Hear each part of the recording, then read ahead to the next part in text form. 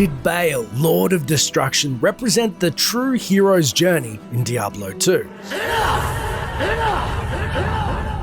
Before we kick the video off, I feel like you deserve a brief disclaimer. 1. This isn't some pseudo-think piece where I've taken a contrarian stance, which unfortunately seems to be popular among writing enthusiasts on the YouTubes. 2. The video will be using talking points specifically around the hero's journey, a popular framework in which stories and movies are written, and generally following specific beats around a protagonist's story arc, yet sometimes they will subvert the norm by putting the villain's arc as the ultimate hero's journey, as I'm putting forth in this video.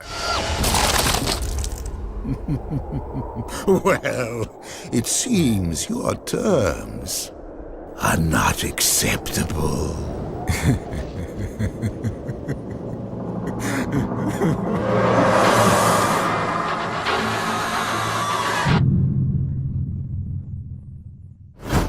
But don't take my word for it. I was actually originally inspired by the idea when listening to the director's commentary for Marvel's Avengers Infinity War, in which the Russo brothers admitted that ultimately the movie's hero's journey went to the villain Thanos. Yeah, well, that was the intent. We had done several iterations of the script over about a year and a half, 2 years.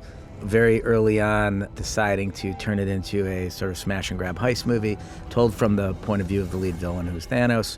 And we wanted to keep the plot very simple, with very simple MacGuffins, because we have so many characters in the movie that we knew if the plot was complicated, it would take too much story real estate to explain the plot, and that would take away from the character interactions, which we knew would also be the highlight of the film. It gets complexity by weaving of simple plots. Mm-hmm. The plot itself is very simple. Yes, he's got stones, he needs to collect the stones. Yeah. The Tesseract, or your brother's head.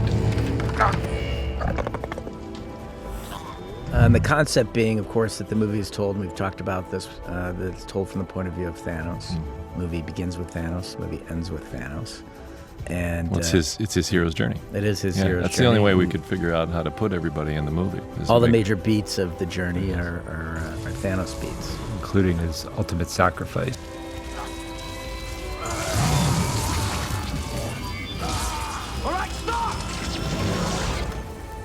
Furthermore, they explained that Thor was set up to be the hero, yet his failure to stop the villain gave the movie to Thanos instead.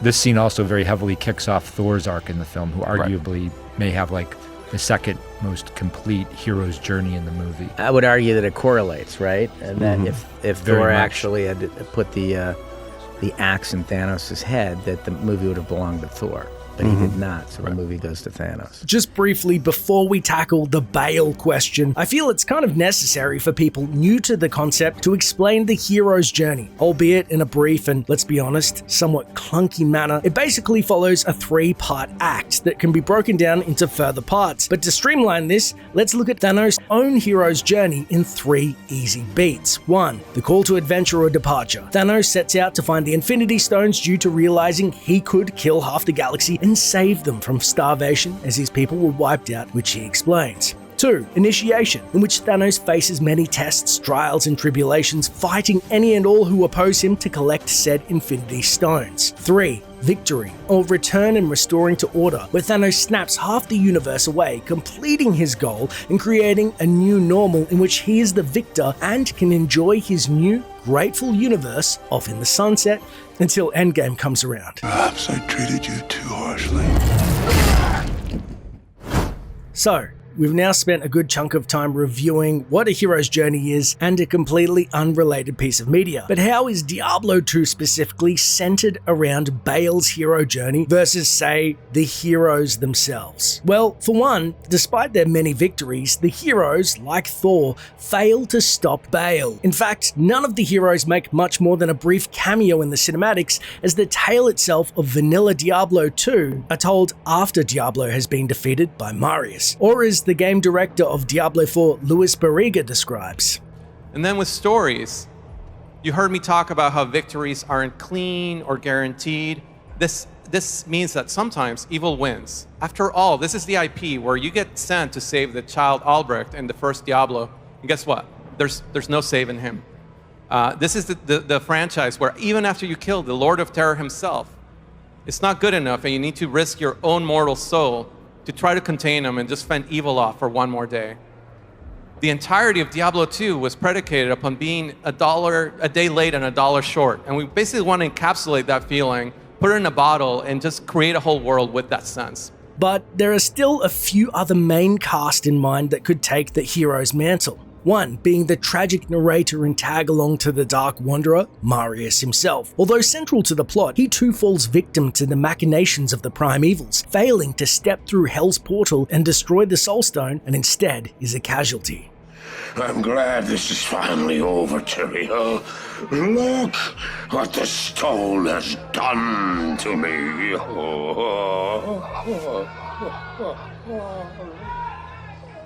2 could be the Dark Wanderer. He has a semi-complete arc of transformation, journeying to find his brothers, becoming Diablo once more, and his butt is defeated by the band of adventurers.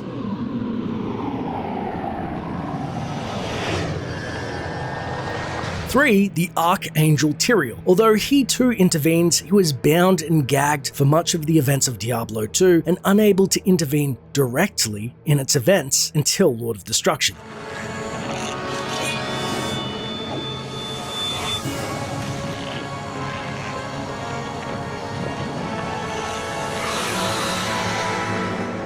What choice did I have?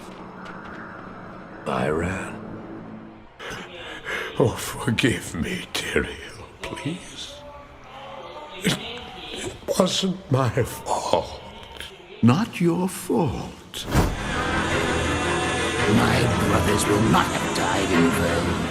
Baal himself, the Lord of Destruction, in the vanilla game of Diablo 2 fits the criteria of the hero in the story perfectly. It also highlights the tone of the Diablo series in which it was famous for, with the heroes seemingly victorious. However, in the end, they're forever a day late and $1 short.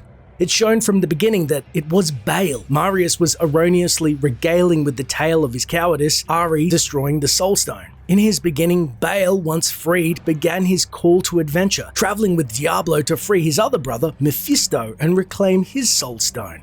His brothers falling in his wake, it's then that Baal reclaims his own shard of destruction from a hapless yet hiding Marius and is finally transformed. Made whole with his Soul Stone, he then leaves the sanitarium and Marius's body in his wake, with his new journey beginning to find the World Stone. Now, it's pretty hard to dispute that Baal seems to be the hero of the vanilla game, but what about Lord of Destruction, the expansion? Well, Baal's new goal was to mount Ariat and corrupt the World Stone, which he inevitably did. However, he was defeated in the process, but evil lives on. His shard had permeated its corruption into the core of the World Stone, forcing Tyrael to destroy it to unknown consequences.